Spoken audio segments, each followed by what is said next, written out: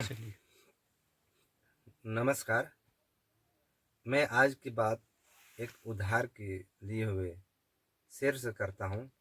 जमाना कर न सका उसके कद का अंदाजा, वो आसमान था मगर झुक कर चलता था। ये बातें बिल्कुल सटीक बैठती हैं देश के भूतपूर्व मरहूम प्रधानमंत्री मनमोहन सिंह जी पर। वरिष्ठ पत्रकार पंकज पचौरी लिखते हैं कि मैं मनमोहन सिंह से मिलने उनके सरकारी आवास 7 रेस कोर्स रोड पहुंचा। बातचीत की शुरुआत में उन्होंने कहा, मैं इस बड़ी कुर्सी ब्रैकेट में मतलब पीएम के लिए मैं इस बड़ी कुर्सी पीएम के लिए बहुत छोटा आदमी हूँ। करीब 28 महीने तक उनके साथ काम करने के दौरान मैंने उनके बारे में जैसा सुना था वैसा ही पाया। सादगी, सौम्यता और ईमानदार। डॉक्टर मनमोहन सिंह की सादगी की पूरी दुनिया कायल थी।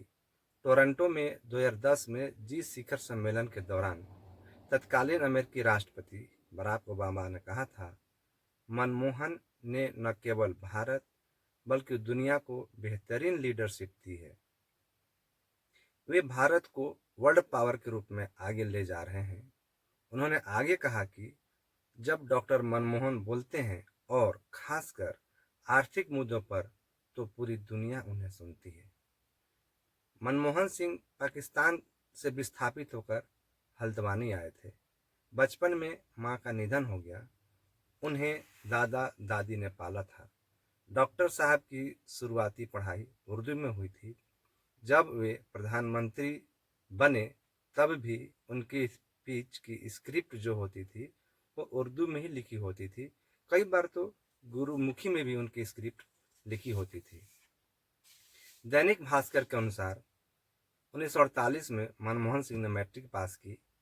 कैम्ब्रिज और ऑक्सफोर्ड से अर्थशास्त्र की पढ़ाई की। करियर की शुरुआत पंजाब विश्वविद्यालय और दिल्ली स्कूल ऑफ इकोनॉमिक्स में शिक्षक के रूप में की। वर्ष 1971 में वाणिज्य मंत्रालय में आर्थिक सलाहकार बने। 1972 में वित्त मंत्रालय के मुख्य आर्थिक सलाहकार बने।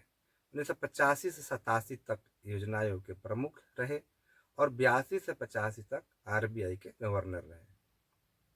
पीवी नरसिंह राव सरकार में 91 से 96 तक वे वित्त मंत्री कार्य भी संभाले, जो कि अभूतपूर्व रहा उनका कार्य, सभी लोग जानते हैं।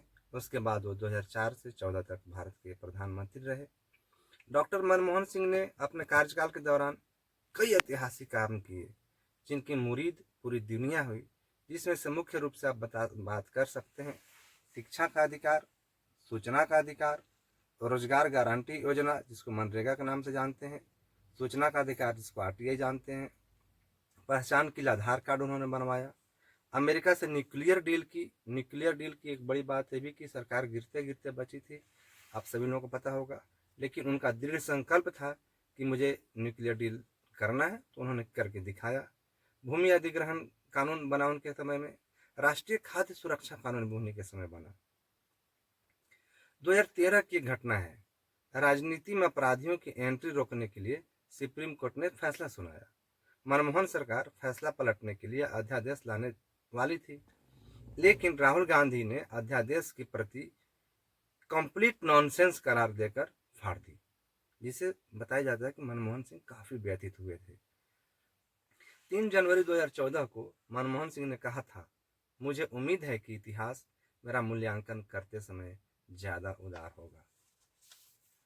एक रोचक घटना 1991 में हुई, जब बतौर वित्त मंत्री मनमोहन सिंह के बजट की तत्कालीन नेता प्रतिपक्ष अटल बिहारी वाजपेयी ने जमकर आलोचना की। वाजपेयी की आलोचना से आहत होकर मनमोहन इस्तीफे की सोचने लगे। फिर वाजपेयी ने उनसे मुलाकात की और समझाया तो पद छोड़ने का फैसला डॉक्टर साहब ने वापस लिया। लोकसभा में एक बहस के दौरान मनमोहन सिंह ने मिर्जा गालिब का मशहूर शेर पढ़ा, हमको उनसे वफा की है उम्मीद जो नहीं जानते वफा क्या है। कांग्रेस के सभी छोटे बड़े नेताओं ने गहरी संवेदना व्यक्त की है। राहुल गांधी, प्रियंका गांधी ने उन्हें याद किया, जाकर श्रद्धांजलि दी। केंद्रीय कैबिनेट ने एक बैठक की और मनमोहन सिंह के योगदान को याद किया और एक शोक प्रस्ताव भी पास किया है। आम आदमी पार्टी के संजय सिंह ने मनमोहन सिंह के लिए भारत रत्न देने की मांग की है। पीएम मोदी ने एक वीडियो संदेश के माध्यम से डॉक्टर मनमोहन के साथ अपने संबंधों को याद करते हुए कहा, पूर्व पीएम डॉक्टर मनमोहन सिंह के निधन से हम सभी काफ़ी हम सभी को काफ़ी पीड़ा हुई है।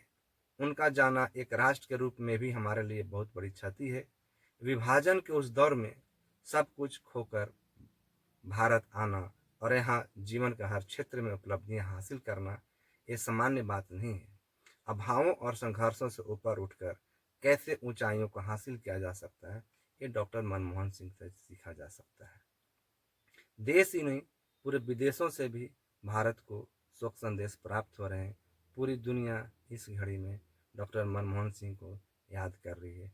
हमारे तरफ से एक छोटा सा उनके ट्रिब्यूट, विनम्र श्रद्धांजलि। नमस्कार।